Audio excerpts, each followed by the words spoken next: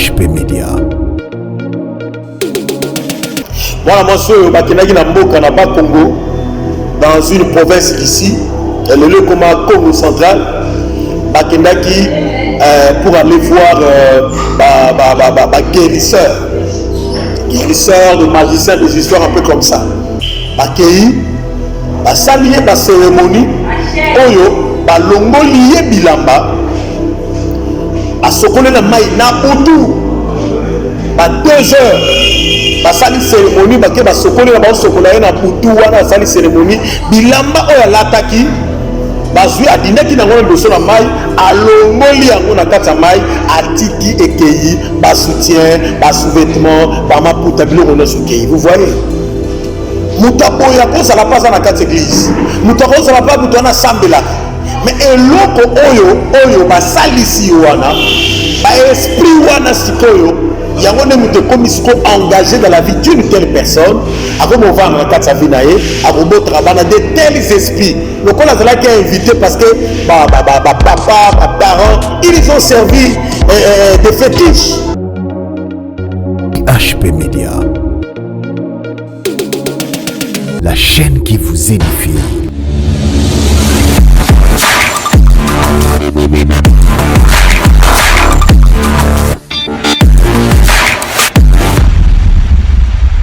Bonjour, bonsoir.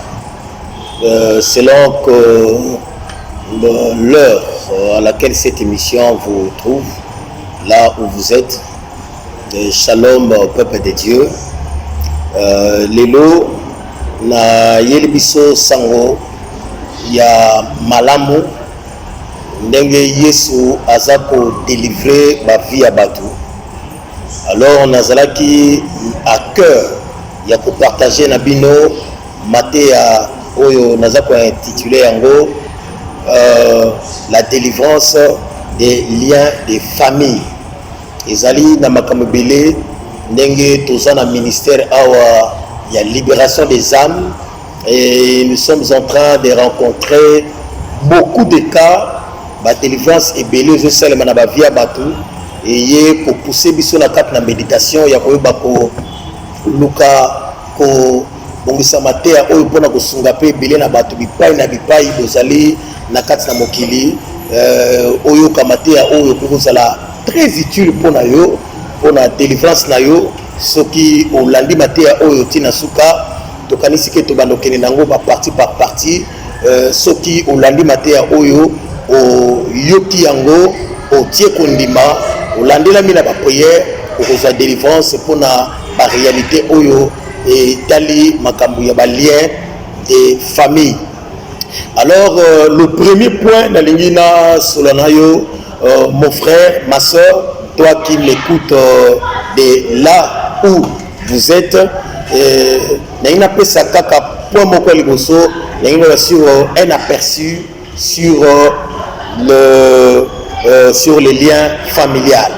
Le grango partout. Bato muso baza ko metunda mais les liens familiales les alimi biloko ni autre comme koloka oyo bien aimé ba lien familial ezali par réalité.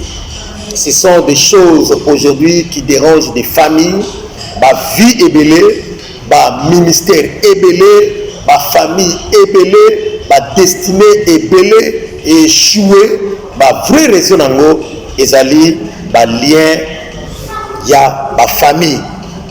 Et c'est très important oyo kamata oyo yango ekosunga yo bisika nyonso oyo zali pour okamata délivrance na yo. Alors nini yango oyo zali le lien de famille.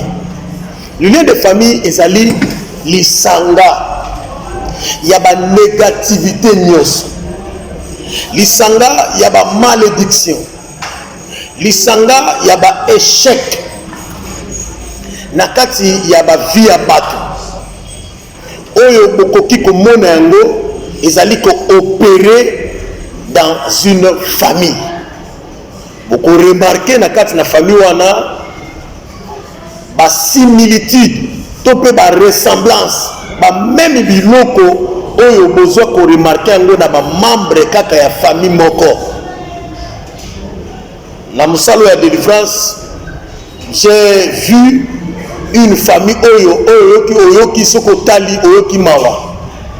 Au moins dans une famille oyo batu batangi ba classe, dans une famille oyo basi kitoko bibali kitoko bazali, mais ekosala yo pasi na motema, ekoyokisa yo mawa komona na kati ya famille où on rencontre na kati ya libota moko batu bazobelaka liboma. Mais bien sûr que ça ne s'explique pas dans la science. Dans la normalité comme ça, ils allaient rater. Na moni na famille oyo moni yaya ingénieur liboma azana kata ba chaîne. Na moni leki, na moni na fulu, na moni na wenze.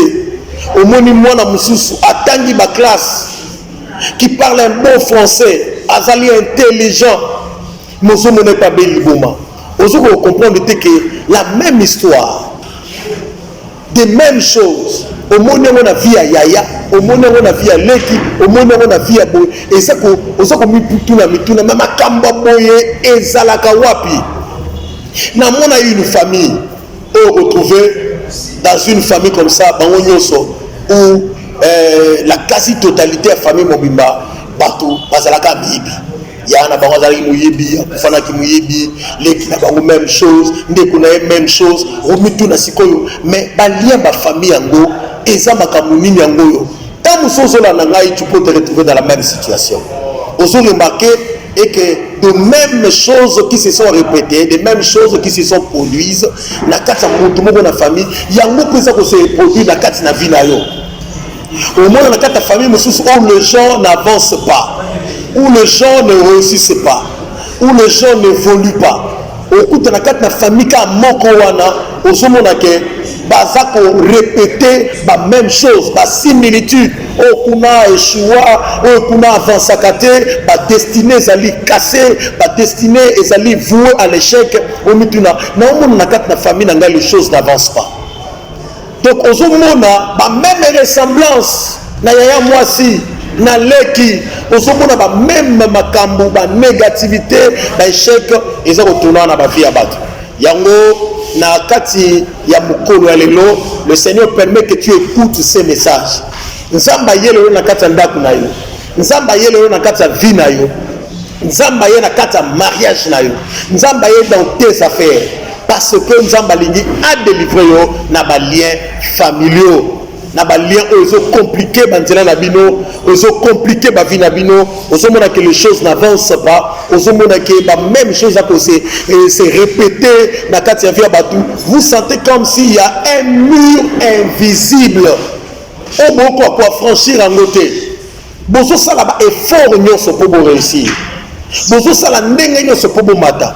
Bozo remarquer que ba même biloko ils a pour répéter dans la famille. Que dans une famille, au moment que vous allez remarquer qu'il n'y a personne qui a comme à l'université. Et ça, mon côté a un diplôme. Et vous allez remarquer que Makamba Boye est dans toute la famille. Et ça là que pas Yaya, et c'est pas Leki, et c'est pas grand frère, et c'est pas Ndeko Mwasi. Et c'est là que pas papa, vous avez même biloko ça la carte de vie même quand vous faites beaucoup d'efforts pour évoluer, vous avez remarqué qu'il y a quelque chose qui te limite. Il y a un mur invisible qui t'empêche à ne pas aller au-delà de ce qui a été arrêté dans la famille. Il y a aussi qu'on comprendre des explications dans un peu ça dans le bail que les liens familiaux, les liens familiaux, ils ont dit l'isanga ya makambo ya mabe, l'isanga ya malédiction, l'isanga ya échec, eux ils ont opéré dans une famille à travers eux tokoye kolalelo des esprits de famille. Dans ce but on a des esprits de famille ndenge ndeko. Nzamba dit pourquoi on tombé na kati na vidéo na kati prédication. Le Seigneur a un projet avec toi. Na moni batu oyo ba sali ba fort na vie, mais le coup là il y a une limitation familiale. Moi avancer te, moi évoluer te. Alors si comme tu na ba esprit wana, aux ali deuxième point na ngai, on est na lobila qui est sur les esprits de famille. Parce que na bi ba liens familiaux ezali ba mabenyo sona toujours mona na kati ya mokili mais ba mabewana ezali coopérer s'opérer dans une famille mais à travers des esprits de famille. Au mona na kati na ba exemple biblique ce que otali na mokanda na Genèse chapitre 20 verset 22 ti verset plutôt 2 ti na 5 bomona tolo bela moi li solomo ka une famille la famille d'Abraham. Vous allez remarquer que pour le cas de la famille Abraham, famille bazala qui liée par un esprit de mensonge. Nous sommes là que Abraham a aussi azalaki na mosi mais pendant que temps que mosi nazali togo il a usé du mensonge. Le coup azalaki na lokuta vous allez remarquer c'est même mensonge et c'est reproduit na vie à mwana na ye Jacob. Na mukana Genèse verset 26 chapitre 26 verset 7. Même Jacob a répété kaka même makambo molimo lokuta wana kaka la même chose nenge c'est ça le salma qui n'a pas tanaye nenge mokope de salima et pas ya mwana na Isaac. Beaucoup mona même esprit à lokuta et pas ya koko na David ya Abraham Jacob.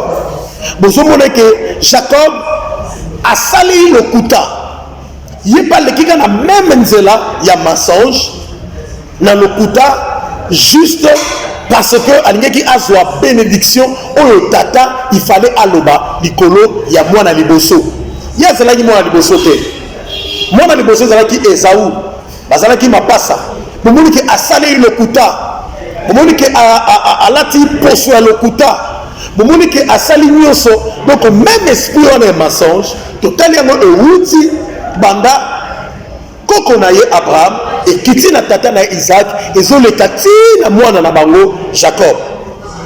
Beaucoup remarqué na kata famille oyo esprit à mensonge ezotambola na bango. Pourquoi? C'est pourquoi Nzambe tango kutanaki na Jacob la première des choses il fallait alongola yo na kombo na ya Jacob ndenge mo pe lelo na kata mokola lelo Nzamba linga longola kombo na yo alinga bimisa yo na ba liens familiaux na ba liens de famille na ba esprit de famille ba ne kolandela yo na yebite ya bino za nini ya bino tango muso za mari de nuit ya bino tango muso za ba femme de nuit ya bino tango muso za esprit échec ya bino tango muso ezali esprit moko ya ko échouer au bord de la réussite au tel que na komi pena fona simba makambo simba mais makambo zo échouer. Vous allez remarquer dans une même famille batubabala kate oko expliquer ngote. Vous êtes de belles femmes. Vous avez expliqué en côté. Vous avez étudié, vous avez des qualités. Mais vous comprenez na katina bino que les choses n'avancent pas. Le Seigneur veut faire quelque chose dans ta vie. Jacob, il a dû d'abord changer le nom de Jacob. Il a changé le combo et le combo oyo ezali ko refléter et la vie oyo ezali ko refléter ba liens familiaux, ezali ko refléter ba esprit de famille. Nzambe linga libéré yo parce que oyoki na message otali ke vraiment makambo ezali solo. Même likambo na mona ngo papa na biso. Même likambo pe papa na biso évolue akate. Et simba kate papa na biso zaka muto ba nyongo aujourd'hui makepe na vie na yo kaka muto ba nyongo de mêmes choses qui se reproduisent les Zambé ayede na kata vie na yo na ndako na pas pesa délivrance ce que tu habites encore une autre famille vous remarquez na kata famille mususu c'est la famille de David. Nous connaissons l'histoire de David avec la femme de l'un de ses soldats qui s'appelait Uri. David a zwaki mwasi ya batu a kwei na lisumu ya adultère yango komona eke David na lisumu wana son fils aussi na mukana 2 Samuel chapitre 13 verset 10 à 14 son fils Amnon a commis l'inceste avec sa sœur. Vous voyez que même esprit de l'impudicité qui a marché avec David, même esprit oyo de famille qui contrôlait la vie de son fils Amnon. Basi bazala kebele ou à quoi on a beaucoup de relations moko sexuelles ou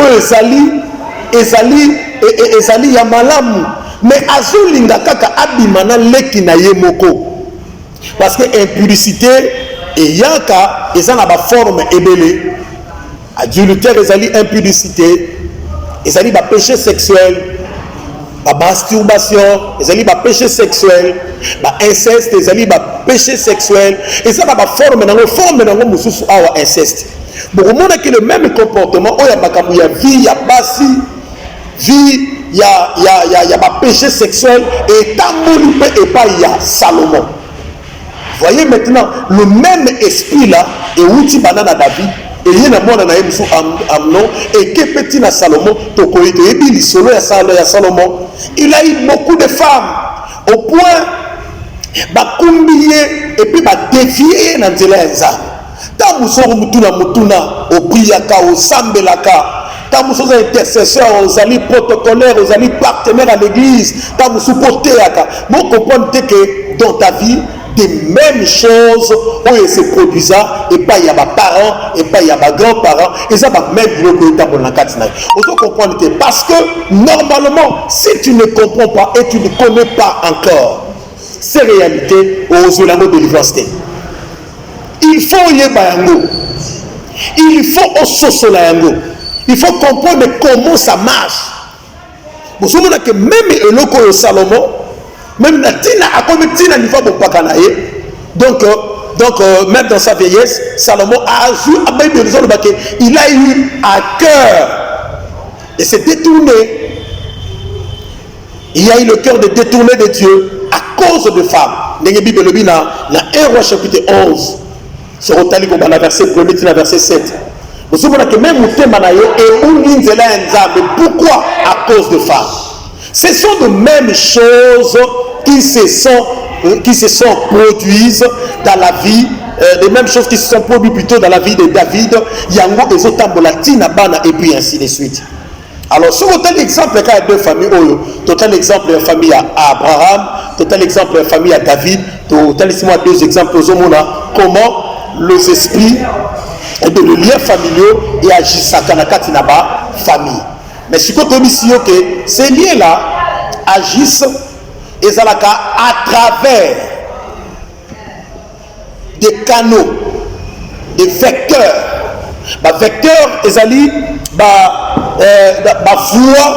qui conduit à quelque chose. Voie wana ezali, awa ezali esprit de famille. Donc, il y a des liens familiaux. Mais ces liens familiaux-là travaillent ou agissent à travers des esprits de famille. Il y a quel est l'esprit qui agit dans ta famille? Au côté de ta famille, tu comprends, tu analyses, autant qu'il y a quelque chose qui se fait dans ta famille, qui se répète dans ta famille. Il y a la même histoire qui se répète dans ta famille. La famille, nous sommes dans la carte na bango bakanga ba mususu ya botakate le ka botakate ba mususu bazo botate ba mususu bazo balate ba mususu makambe bloka kaka. Dans la même famille, nous avons même témoignage de Zozo Makaka. Mais Nazo Ebisayo, le Seigneur a un programme avec toi. Le Seigneur veut faire quelque chose avec toi. Jésus Christ a na bombo. Alors si on est là de la biso mutuso mutuna mais si ko papa d'où viennent ces esprits? Ezo utaka wapi? Et utaka wapi? Quand so tuna ba esprit on est utaka wapi? Ces esprits là et utaka ndenge nini? Chaque famille a son histoire. Chaque famille a un passé. Chaque famille a connu une évolution, ça vient de quelque part et que de quelque part. Alors c'est cette histoire-là, c'est ce passé-là, nous devons l'arrière-plan d'une famille. Il y a une base, il y a le socle sur lequel se bâtissent des vies, il y a ma famille. Et ça dit histoire de la famille, bon, remarquez dans la famille, ceux qui comme si se na parents ou des grands-parents, comme si comment les choses se sont déroulées dans la famille. On a vu ça dans des familles, dans ma famille, Moussoussou, au monde à Batoubaye, dans zone que papa, quand là les choses n'avancent pas, les choses n'évoluent pas dans la vie, Nazobo Tate, Maramukili Kili, j'ai connu une soeur comme ça. azobotate na mariage na tamboli d'église d'église en église et puis sœur wana azalaka même ressemble na biso alongwe même à quelle église soit azuka miracle et ça m'a ozonga. Mais le Seigneur m'a conduit un jour et on partageait dans la sœur pour nous allons koyer banano ce qui s'était passé dans sa vie. Nous devons comprendre que sa maman, ça vient toujours de quelque part. Nicolas Oluka délivrance, Nicolas Oluka Kobota, Nicolas Oluka Kozwa, ma famille est belée, Nicolas Nango, ma sala, ma pacte, ma sala, ma adoration, ils ont servi des esprits, parce que déjà, quand vous servez un esprit quelconque, vous commis esclave Nayango. Quand vous commis esclave Nayango, c'est cet esprit-là, au nom de l'alliance, bakoti kayote ba continue à kolanda kayo na vie. Voilà monsieur bakenaki na mboka na Bakongo dans une province ici, le lieu comme Congo central, bakendaki pour aller voir guérisseur de magiciens, des histoires un peu comme ça. Bakei basalié ba cérémonie oyo ba longolié bilamba basokole na mai na butu ba 2 heures basali cérémonie bake basokole na basokola na butu wana basali cérémonie bilamba oyo alataki bazwi adinaki na ngona doso na mai alongoli yango na kati ya mai atiki ekeyi ba soutien ba sous-vêtements ba maputa biloko nyonso ekeyi. Vous voyez mutaboya kozala pas na kati église mutakozala pas mutana sambelaka. Mais eloko oyo basalisi wana ba esprit wana sikoyo yango ne muté comme siko engagé dans la vie d'une telle personne akomo vendre na kati sa vie nae akobotra bana de tels esprits lokola zala qui est invité parce que papa parents ils ont servi des fétiches, ils ont servi des statues. Le gloire à Dieu, le niveau évangile le quota na kati na ba pays partout dans le monde. Mais ba parents ya kala ba ono so bazala kaka ko sela ba fétiche ba biloko belé biloko na tango bato azo salango. Ces histoires là, ces esprits là s'invitent dans une famille et fandi bana ba komi ko bota lokola bo serva ki bango lokola bo ne ko pesa ba cadeau pa na bango lokola bango pe bana ko servir bino bana ko zonse la bino en retour makambo na sele pa na bango pa esprit wana ba ko s'accaparer la famille. Yango remarquer muto aso sambela bato ba priya ka bakena ka même dans une famille comme ça qui prie, mais il y a des choses et ça qu'on s'est répété, des malédictions, de négativité, une série d'échecs et ça qu'on s'est répété quand on a vu na bango basali nyonso bakeba délivrance, mais les choses n'avancent toujours pas. Yango na mukolo lelo, le Seigneur vient dans ta maison, le Seigneur vient dans ta famille. Il y a une délivrance qui entre, et si tu crois, parce que normalement tu dois d'abord reconnaître ces choses pour que le Seigneur t'en délivre. Si on reconnaît la beauté, délivrance c'est à la bonne musique.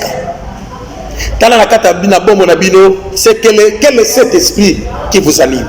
Donc il y a des différentes adorations et des alliances que nos familles, que nos parents ont tissé, ont conclu avec des esprits maléfiques. Moi je l'ai vu dans ma famille quand on grandissait.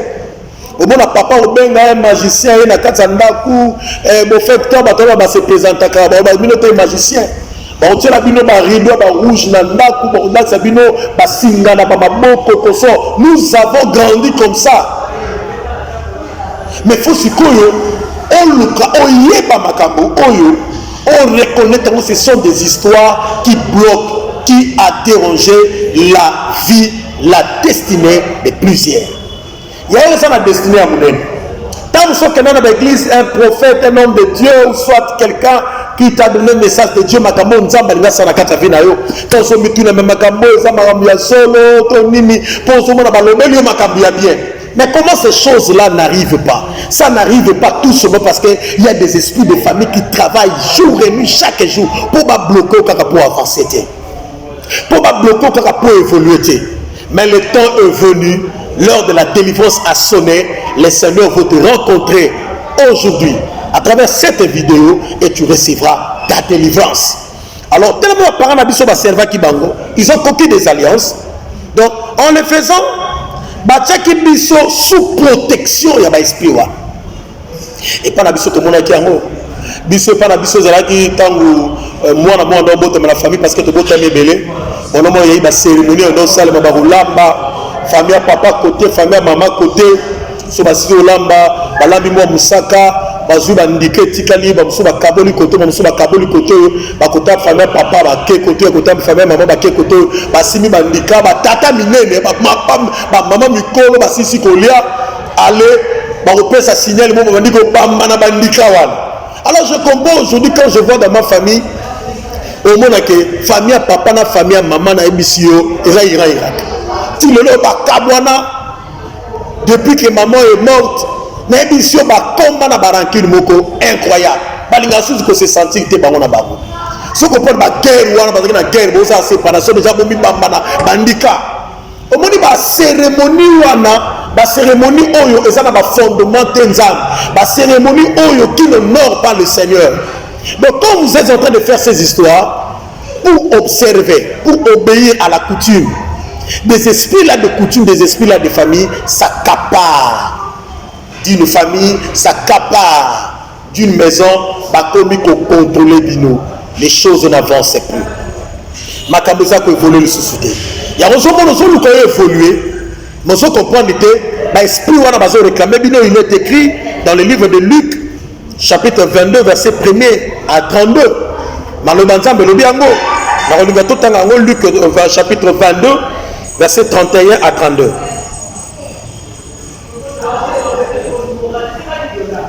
Yoka yango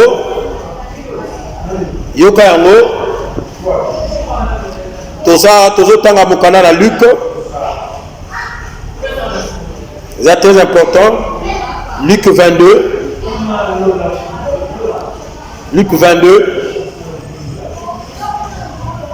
31 à 32. Yoka Bible bi Yesu a Simon. Le Seigneur dit Simon, Simon, Satan vous a réclamé pour vous cribler comme le froment. Mais j'ai prié pour toi.